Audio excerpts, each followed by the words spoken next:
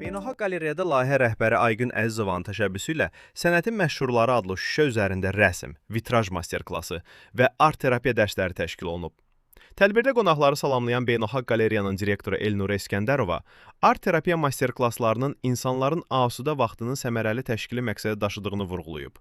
O, zehni əmək ilə məşğul olan hər bir insan üçün fikirlərini yeniləməyin, aydın düşünməyin və zehni yorğunluğu atmağın vacibliyini bildirib.